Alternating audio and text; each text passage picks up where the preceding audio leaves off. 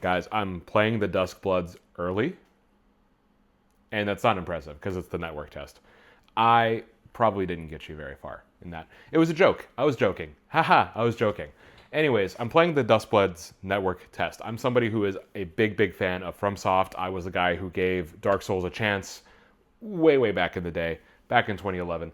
I was there. I did it. It was difficult. It hurt my soul. But you know what? We're here. And I will gleefully play anything that From Software puts out. That said, I've been playing the network test for the Duskbloods, and I do have some thoughts. And to be completely honest with you, some concerns. So let's get into it. Because I think the problem is that while the Duskbloods is a really cool game, I don't think it's going to be for every FromSoft fan. And my first thing here is the multiplayer.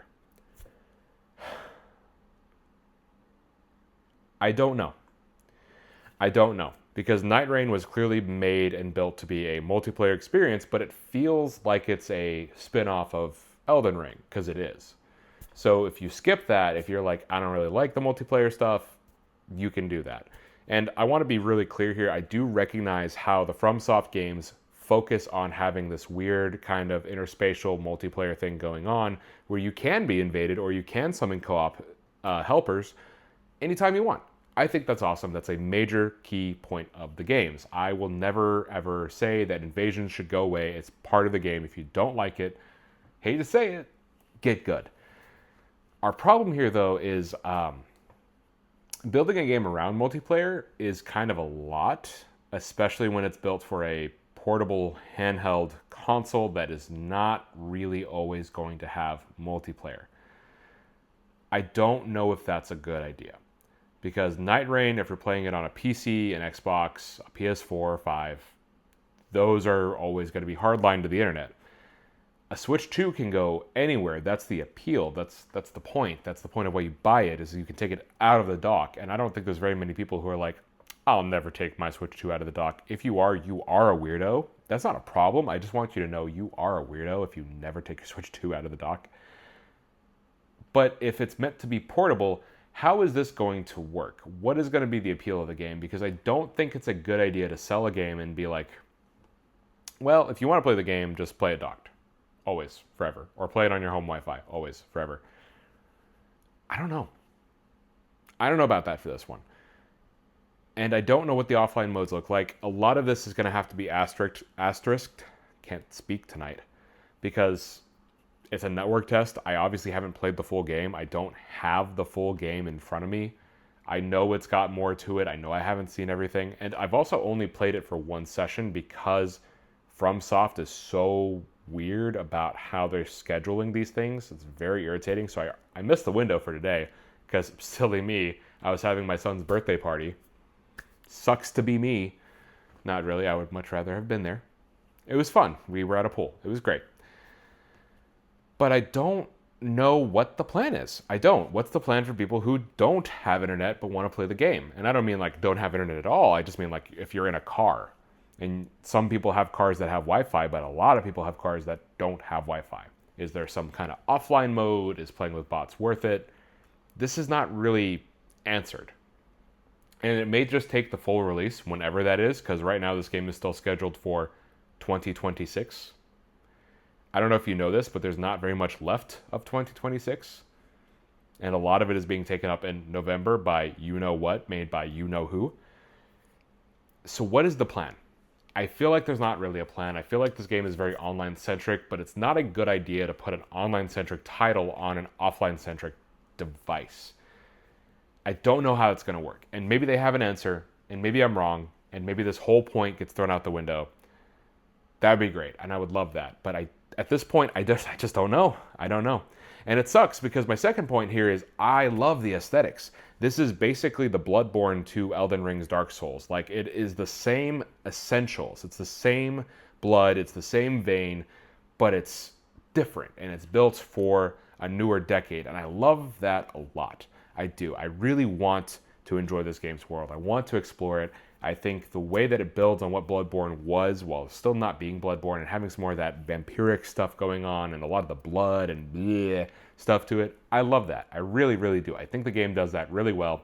I think the characters are really cool. I think the enemies are really cool. All the good FromSoft stuff is here. Make no mistake. I think if you want to just play a FromSoft game and enjoy the FromSoft stuff, that's all here. In fact, there's more of it. You get a machine gun at some point. This is the first time we've had an automatic weapon in a FromSoft game. That's pretty cool. So that's all good. That's all working for me, right? That's all making sense, at least as far as I can tell. Once again, I've only played one session. I would have loved to have played more, but I wasn't available for the 3 hours it was open today. So maybe I'm wrong. But another thing that I'm curious about, and I think I need to be open-minded, but I don't know if I'm going to like it, is the pre-built characters. So this is my third point about, I think this game is cool. I don't know if it's for every FromSoft fan, because pre-built characters are kind of not the move with this kind of game. Hear me out. With a pre-built character, you don't really have the sense of progression that you get with your made character that you have in every other game. Let's just take Elden Ring, because that's probably the game you've played. If you haven't played any of the other FromSoft games, you have played Elden Ring. You have played Elden Ring, right? So when you make your character, right at the beginning, yes, you do choose a class. But this class really is just to get you started. It's just to get your foot out the door. Once you start leveling up and once you start working towards your build, most of those class things tend to go away. So like, yeah, it makes sense if you're going to do like a strength build to start with a character who is a little more strength focused. But at some point you could decide you want to do magic instead. And that's fine. But these characters are all built to be those characters. And then you level them up as you play in a session. So they start the session at level 1. And then you do all of the phases. There's like 4 phases in a match. And I don't have footage because once again, I can't play it. So, sorry. So you do all this stuff, and then you beat a boss, and then there's like kind of a 3-way PvP match, but sometimes there's not. I'm still very confused by the gameplay loop, and there's like 1,000 tutorials. There's like pop-ups every 5 seconds. It's kind of actually too much, especially for a Souls game, but like for most games, I would say there's too many tutorials, which means there's too many systems, which means the game is too complicated. That might be possible. And then I have these characters that aren't really my character, that I have to figure out how to be invested in. And I don't really understand what the progression of the game is going to be. It doesn't do a good job of explaining what is my progression. Because with Elden Ring, the progression is, well, you go through the world, you clear spots in the world, you clear bosses, and then eventually you become the Elden Lord or whatever ending you choose. What is that for Duskbloods? Because it's not a single-player game, so we can't all be the Dusk Lord or whatever. So what is the end game? Is the end game just being good? Because I'm going to be completely honest with you, if that is the case, that does not work for a FromSoft game. Just flat out. I will far and away say I am the best judge for this because yes, I've played them all. I won't say I'm good at them. But I feel like the strength of these games is that there's a beginning, middle, and end to your character. And when you don't have that, when you have basically your character lives in limbo until you enter a match, I'm not confident that that's good. I'm just not. And I could be wrong. I could have only played for 2 hours and not felt it. And maybe when the full game comes out and we play it and we see what the full progression system is like, we're like, wow, we were so wrong. But at this moment, on August 22nd, 2026 at 10:40 p.m. This is when I record, by the way, in case you're like, why does he always look tired? Why does he always sound tired? It's late. I'm busy. I don't know. And that's unfortunately the biggest problem that I'm going to have with Duskbloods is there's just a lot I don't know. And normally that's exciting. Normally that's how I like to go into my FromSoft games. I try to go in as blind as possible so that I can get the rawest experience and I can have the most fun. But with the Duskbloods, I don't really know how I'm supposed to do that because it's an online game.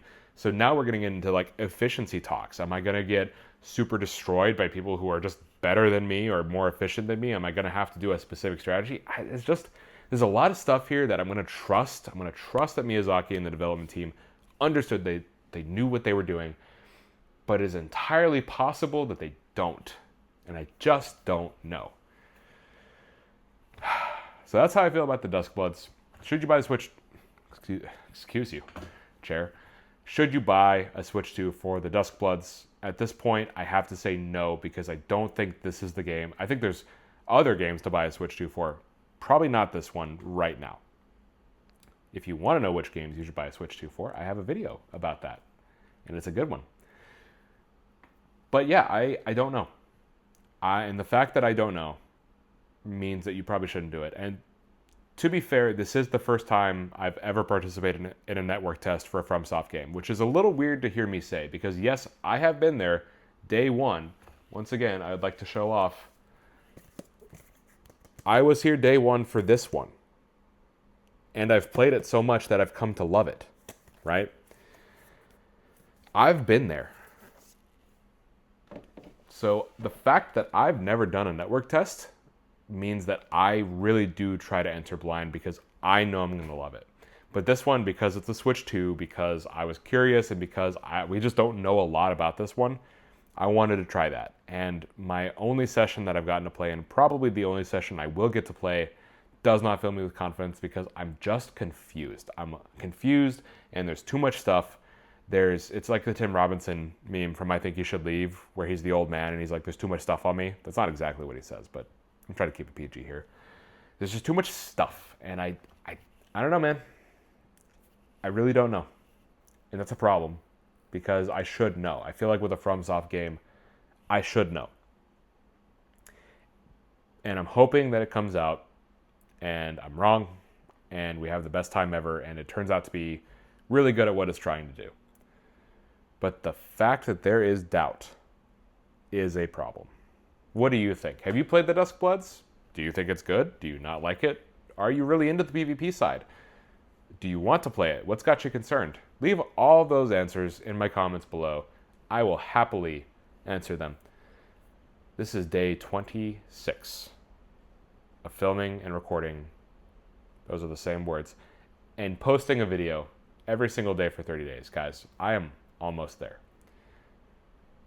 It's hard. It's been hard. I'm going to be completely honest with you. Tonight especially, this is one where I think I'm the most tired I've been this entire process, because my job has gotten busy lately and my son's birthday has happened and I've got a lot of other things going on because I'm a person.